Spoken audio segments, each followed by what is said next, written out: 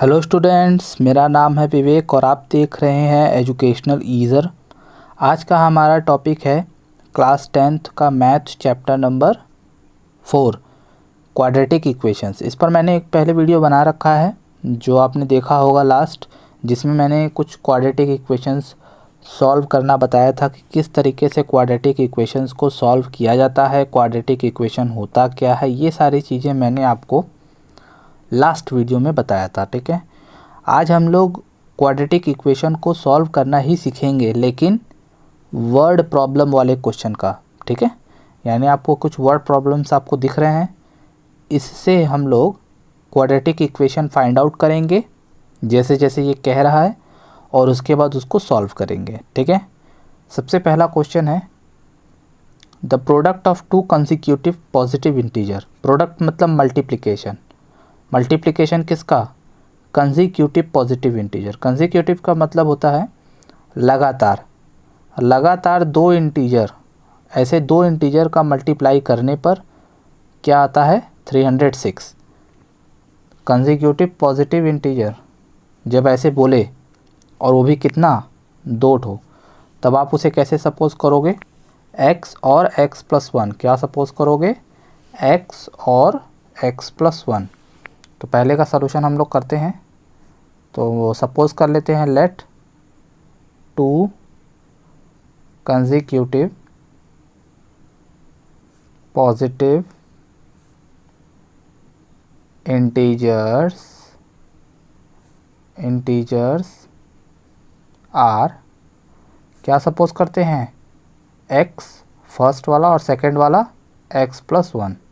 अगर 3 consecutive integers कहता तो क्या सपोज करते? x, x+1, x+2। कंसेक्यूटिव का मतलब लगातार। लगातार का मतलब क्या? जैसे 13, 14,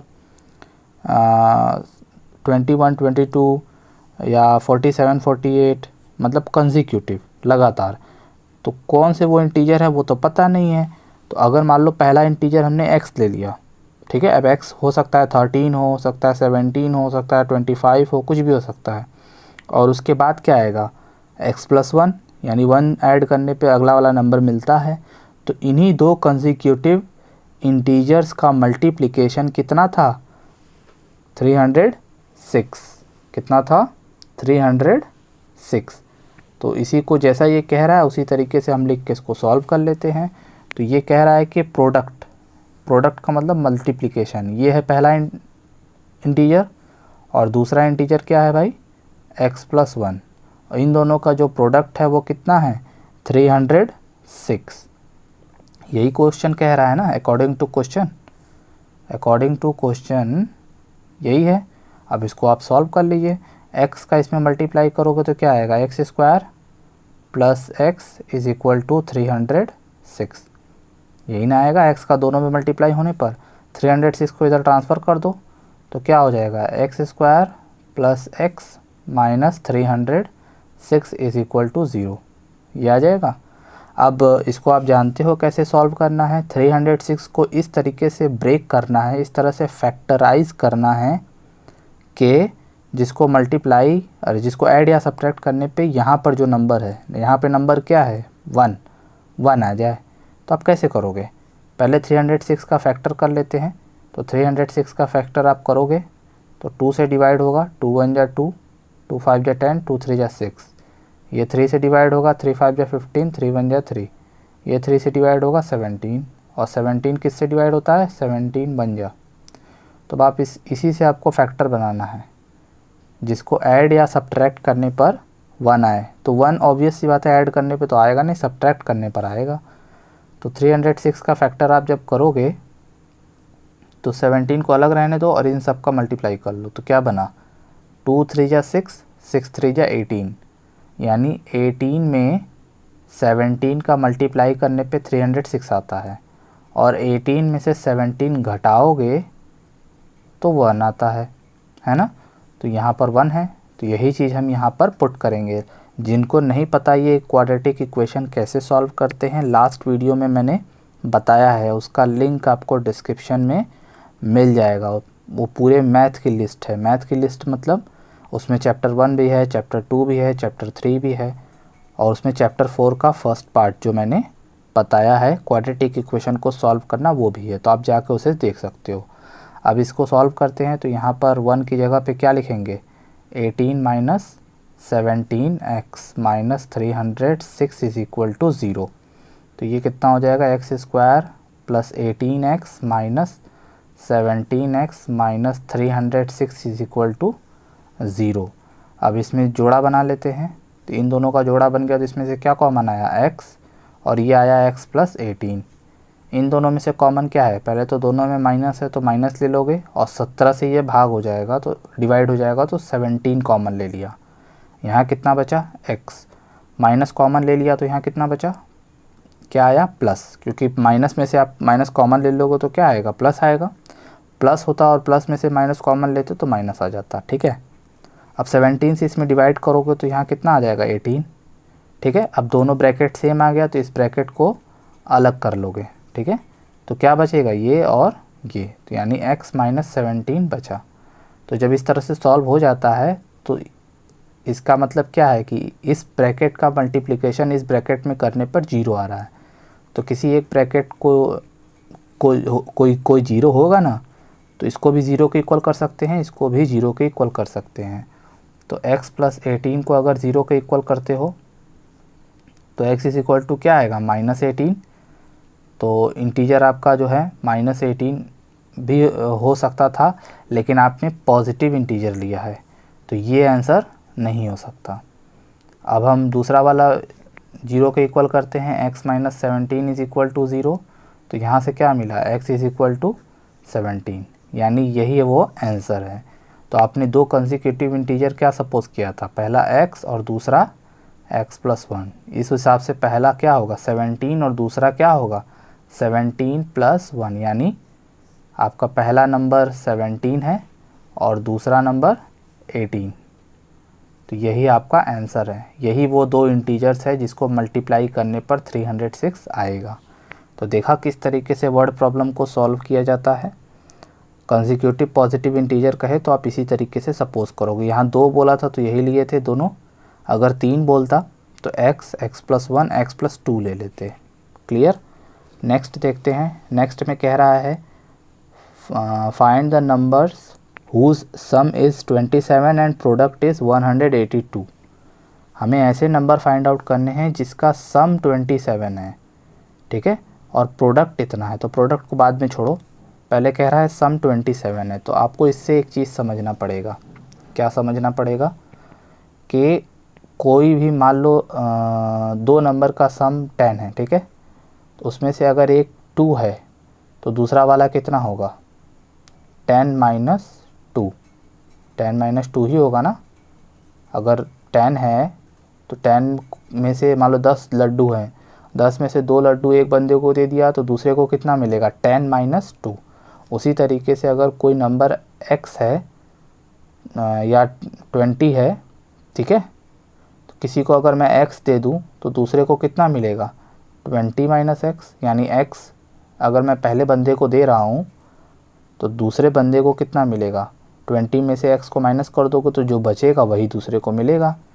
तो यहाँ पे भी यही कह रहा है कि दो इंटीजर्स, दो नंबर्स का जो सम है वो 27 है, ठीक है। तो इसमें से 2 नंबर है ना, find the numbers whose sum is इतना। तो 2 नंबर हैं तो इसमें से एक नंबर आप x सपोज कर लोगे तो दूसरा नंबर कितना होगा, दूसरा नंबर होगा 27 माइनस x।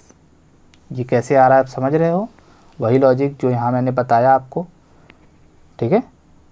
जैसे कि 10 है तो अगर किसी को 2 दिए तो वो दूसरा 10 माइनस 2 होगा, तो उसी तरीके से। तो यहाँ पे सपोज कर लेंगे let the numbers are x and 27 minus x। समझ रहे हो। तो पहला नंबर x होगा तो दूसरा नंबर 27 माइनस x होगा। क्यों, क्योंकि इन दोनों का जो सम है वो 27 है। तो आप इन दोनों को सम करके देख सकते हो 27 ही आएगा। तो चलो ये उसी बेस पे सपोज कर लिया, यानी हमको ये जो सम दिया गया था ये हमें किस लिए दिया गया था कि आप सपोज कर लो। अब कह रहा है उन दोनों का प्रोडक्ट 182 है, प्रोडक्ट 182 है, तो प्रोडक्ट का मतलब मल्टीप्लिकेशन। तो अकॉर्डिंग टू क्वेश्चन पहले नंबर में दूसरे नंबर का जो प्रोडक्ट है वो 182 है। कितना है? 182। अब इसको सॉल्व करना है तो यहाँ कितना आ जाएगा? 27x minus x is equal to 182। अब ये एक्स स्क्वायर निगेटिव है तो इसको पॉजिटिव बनाने के लिए इन दोनों को उधर ट्रांसफ़र कर देंगे। तो ये कितना हो जाएगा? 0 is equal to x square minus 27x plus 182। इस तरह से लिखा जा सकता है। ये दोनों जो है इधर ट्रांसफ़र हो गए। अब इसको ब्रेक करेंगे हम लोग, ठीक है। तो 182 को इस तरीके से ब्रेक करोगे कि जिसको ऐड या सब्ट्रैक्ट करने पे 27 आए। तो इसको डिवाइड करके चेक करते हैं। 7 से डिवाइड होगा 13 और यहाँ पे 13, तो 7 2 जा कितना हो जाएगा? 14 और 13, यानी 182 आपका कैसे आता है? 14 इंटू 13 से, और 14 में 13 ऐड करोगे तो उससे 27 आ जाता है। तो 27 की जगह पर क्या लिख दोगे? 14 प्लस 13, ठीक है। तो बहुत आसान है। आप लोग क्वाड्रेटिक इक्वेशन सॉल्व करना धीरे धीरे सीख गए होगे। तो यहाँ पर कितना आ जाएगा बच्चों? 14 plus 13x plus 182 is equal to 0। अब वही काम माइनस का मल्टीप्लाई दोनों में होगा और x का भी, तो minus 14x minus 13x plus 182, इन दोनों का जोड़ा बना दिए, पेयरिंग कर दिए। इसमें से कॉमन क्या आया? x माइनस 14, इन दोनों में से माइनस कॉमन लिए, 13 कॉमन ले लिए, तो क्या बचा? x। 13 से इसमें डिवाइड करोगे तो 14 आएगा और साथ में प्लस है ना, प्लस में से माइनस कॉमन ले लिया तो यहाँ क्या आ जाएगा? माइनस 14। क्लियर है? अब इन दोनों को सॉल्व करोगे तो यहाँ से ब्रैकेट बाहर निकल जाएगा और बचेगा क्या? x minus 13। अब वही काम इन दोनों में को 0 के इक्वल करेंगे तो x minus 14 is equal to 0, यानी x is equal to 14। x minus 13 is equal to 0, x is equal to 13। तो इन दोनों में से कोई भी एक नंबर आप ले सकते हो। अगर 14 लेते हो तो आपका पहला नंबर क्या होगा? 14 होगा और दूसरा नंबर 27 माइनस 14 यानी 13 होगा। तो यही आपका आंसर होगा। जैसा ये था ऑलमोस्ट ऐसा यही था, लेकिन इस क्वेश्चन में आपको सम दिया गया था। यहाँ पे कंसेक्यूटिव इंटीजर्स की बात कर रहा था ऊपर वाले में, तो कंसेक्यूटिव इंटीजर्स इस तरह से सपोज करोगे। यहाँ आपको सम दिया गया था, तो जब सम दिया गया हो तो आप सपोज़ कैसे करोगे ये समझ जाओ। आपसे कहा जाए दो नंबर्स का सम 30 है, तो आप पहले वाले नंबर को x सपोज कर लोगे, दूसरे वाले नंबर को 30 माइनस एक्स, और फिर जैसा वो कहेगा अकॉर्डिंग टू क्वेश्चन वैसा करके आप क्वाड्रेटिक इक्वेशन बना के सॉल्व कर लोगे। थर्ड क्वेश्चन देखते हैं। थर्ड में क्या कह रहा है? Find 2 consecutive positive integer. ठीक है, फिर वापस से 2 कंसेक्यूटिव पॉजिटिव इंटीजर आ गया। तो मैंने बताया था आप क्या सपोज करोगे? Let 2 consecutive positive integers are x and x plus 1। ठीक है, और कह रहा है कि उस सम ऑफ हुज स्क्वायर, यानी इन दोनों इंटीजर्स के स्क्वायर करेंगे फिर उसका सम करेंगे तब जाके हमें 365 मिलता है। तो यानी इन दोनों का स्क्वायर करना है अकॉर्डिंग टू क्वेश्चन। तो पहले का स्क्वायर ये होगा, दूसरे का स्क्वायर ये होगा। इन दोनों का जो सम है वो है 365। अब इसको हमें सॉल्व करके x की वैल्यू फाइंड आउट करनी है, यानी इन दोनों की वैल्यू फाइंड आउट करनी है। तो इसका स्क्वायर यही रहेगा, ये है a प्लस बी का होल स्क्वायर। तो आप जानते हो a square plus b square plus 2ab is equal to 365। तो ये x स्क्वायर मिलके कितना हो गया? 2x स्क्वायर प्लस 1 प्लस 2 1 जा 2x इज इक्वल टू 365। 365 को इधर ट्रांसफ़र कर देंगे तो ये क्या हो जाएगा? 2x square plus 2x plus 1 minus 365 is equal to 0। तो यहाँ पर कितना आ जाएगा? 2x स्क्वायर प्लस 2x, 1 में से 365 माइनस करोगे तो क्या आएगा? माइनस 364। अब इन सब में से चाहो तो 2 कॉमन ले सकते हो। इन सब में से क्या कॉमन ले सकते हो? 2 कॉमन ले लोगे तो 2 कॉमन ले लोगे तो क्या बचेगा, x square plus x minus 2 one जा 2, और 2 से इसमें डिवाइड करोगे ना, सब में 2 से डिवाइड कर रहे हैं तो इसमें भी करेंगे, तो 2 वन जा 2, 2 8 जा 16 और 2 2 जा 4, ठीक है। अब ये 2 अपॉन में चला जाएगा इसके और 0 हो जाएगा, यानी आपको क्या मिलेगा, फाइनली एक क्वाड्रेटिक इक्वेशन मिल जाएगा। आप इसको सॉल्व करना जानते हो। 182 को आप क्या करोगे, फैक्टराइज करोगे इस तरीके से जिसको ऐड या सब्ट्रैक्ट करने पे यहाँ पर 1 आ जाए।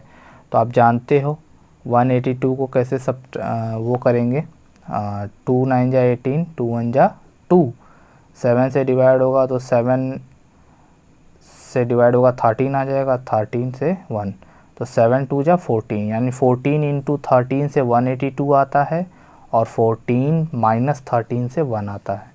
तो इसको यहाँ पे ब्रेक कर लो तो यहाँ पे क्या आ जाएगा, 14 माइनस 13। लास्ट वाले क्वेश्चन में ऐड करने पे आ रहा था तो ऐड किए थे, यहाँ सब्ट्रैक्ट करने पे आ रहा है तो सब्ट्रैक्ट करेंगे। जैसा डिमांड वैसा सॉल्यूशन, आप समझ रहे हो। अब इसको ब्रैकेट को ओपन कर लेंगे, फिर पेयरिंग कर लेंगे। आपको पता है क्वाड्रेटिक इक्वेशन अब तक तो आपको सॉल्व करने आ गया होगा। आप कॉमन लेंगे तो यहाँ का x कॉमन आ गया, बचा x प्लस 14, ठीक है। इन दोनों में से माइनस 13 कॉमन आ जाएगा तो क्या बचेगा, x प्लस 14। तो ये जो सेम ब्रैकेट है इसको आप बाहर ले लोगे तो क्या बचेगा, x minus 13 is equal to 0। अब दोनों के जीरो के इक्वल कर देंगे, यानी x प्लस 14 इक्वल टू 0। तो यानी क्या मिलेगा, x is equal to minus 14, जो कि नहीं हो सकता। दूसरी वैल्यू 0 के इक्वल करेंगे, यानी x minus 13 is equal to 0, यानी x इज इक्वल टू 13। तो ये आपका आंसर होगा।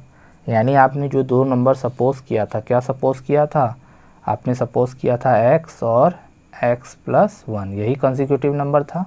तो आप इसमें वैल्यू पुट करोगे तो क्या मिलेगा, 13 और 14। तो ये वो दो नंबर है जिसके स्क्वायर का सम करेंगे तो 365 आएगा। फोर्थ कह रहा है the altitude of a right triangle. Right triangle जानते हो आप लोग, राइट ट्रायंगल ऐसा होता है, ठीक है। राइट ट्रायंगल ऐसा होता है जिसमें एक लाइन होती है, उस पर दूसरी लाइन परपेंडिकुलर होती है, जिसको हम लोग, ये बेस होता है, ये परपेंडिकुलर होता है, ठीक है। और ये आपकी हाइपोटेनस होती है। क्या होती है, हाइपोटेनस। अगर आपको नहीं पता ये क्या है तो ये आप लोग पढ़ोगे उसमें, ट्रिग्नोमेट्री आपका एक चैप्टर है, उसमें आप पढ़ोगे ये चीज़, ठीक है बच्चों। तो इसमें यही कह रहा है, क्वेश्चन पढ़ते हैं फिर से। कह रहा है कि द एल्टीट्यूड, एल्टीट्यूड मतलब ये परपेंडिकुलर, परपेंडिकुलर को ही इस परपेंडिकुलर को ही एल्टीट्यूड बोलते हैं। क्या बोलते हैं, एल्टीट्यूड। तो वो क्या कह रहा है कि जो एल्टीट्यूड है वो 7 सेंटीमीटर लेस है बेस से, यानी जो एल्टीट्यूड की वैल्यू है वो बेस से 7 सेंटीमीटर लेस है। अब अगर मान लो ये 10 होता तो ये कितना होता, 3 होता, क्योंकि 7 लेस करोगे तो ये 3 हो जाएगा। अगर ये 50 होता, 7 लेस करोगे तो ये 43 हो जाएगा। तो वो यही कह रहा है कि जो एल्टीट्यूड है वो 7 लेस है बेस से। तो बेस आप मान लो, सपोज कर लो x है, तो ये कितना होगा, x माइनस 7। भाई 7 लेस है ना, मैंने क्या बोला, ये 10 है तो ये 10 माइनस 7 होगा। उसी तरह अगर ये x है तो ये x माइनस 7 होगा, ठीक है। और यहाँ पर आपको क्या बता रहा है कि हाइपोटेनस जो है आपका 13 है। क्या है, 13।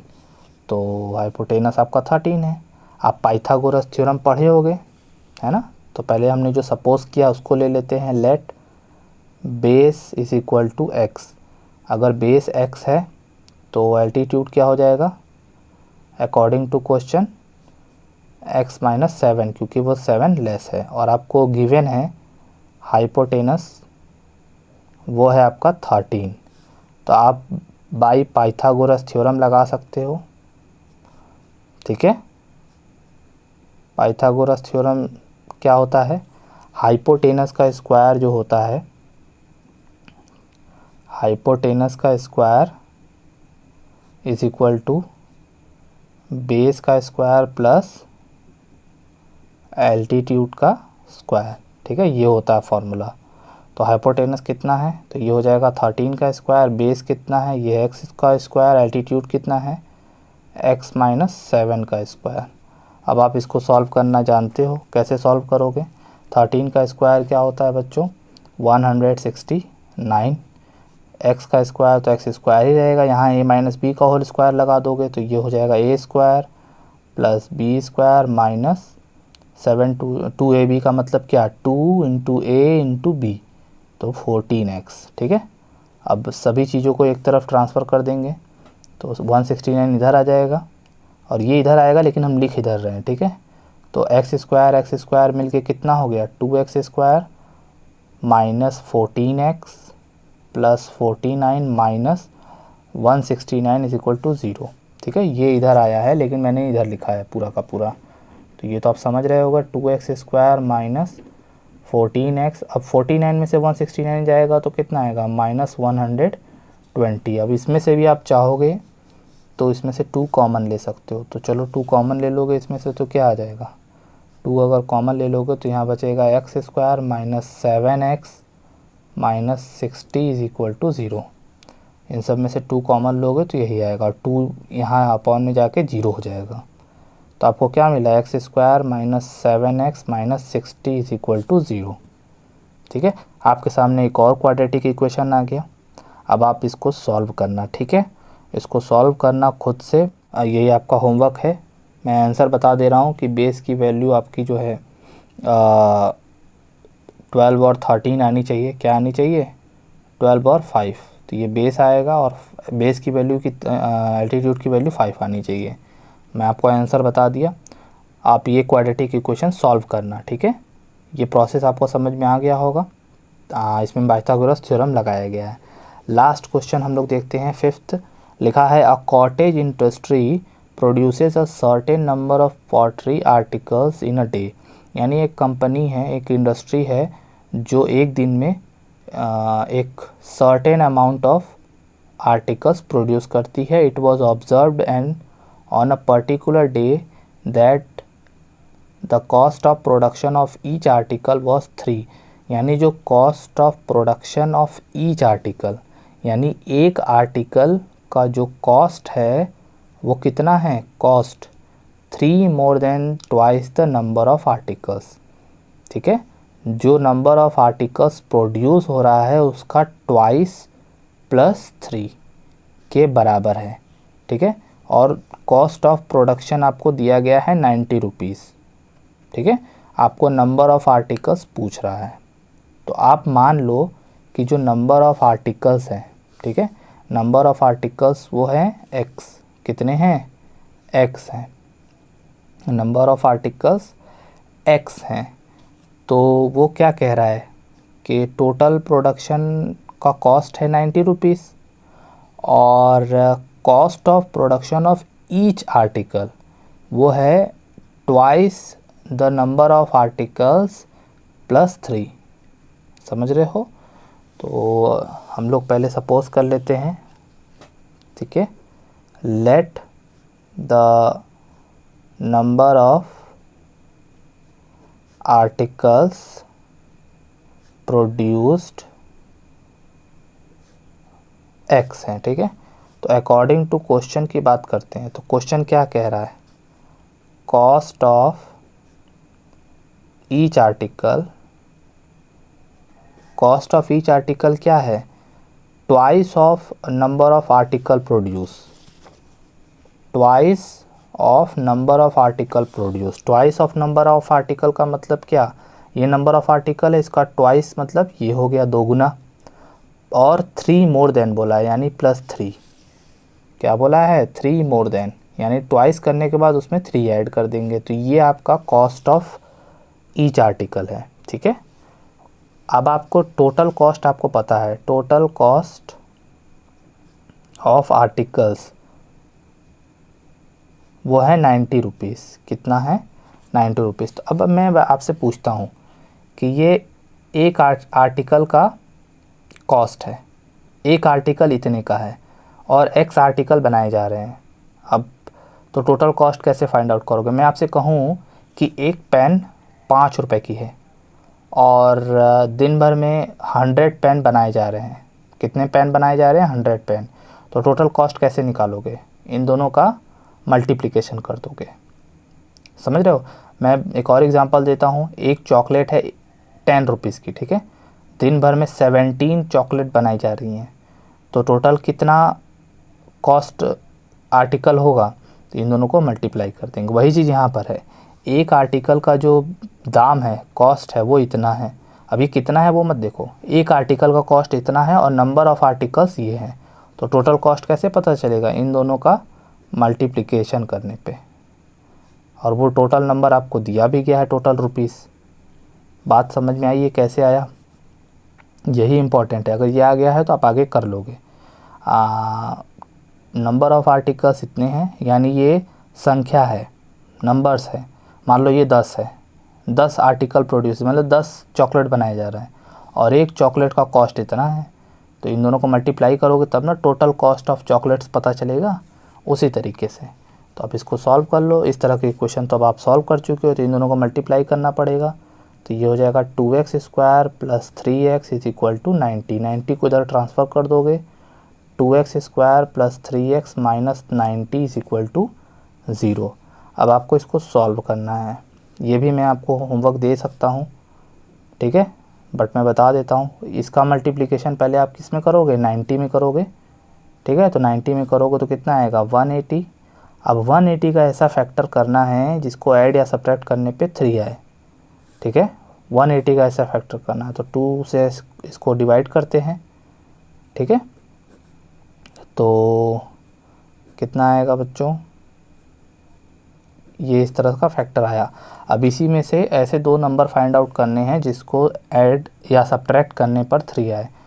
तो 5 3 जा 15, 3 2 जा 6, 2 जा 12, 12 और 15, यानी 15 × 12 से 180 आता है और 15 - 12 से 3 आता है।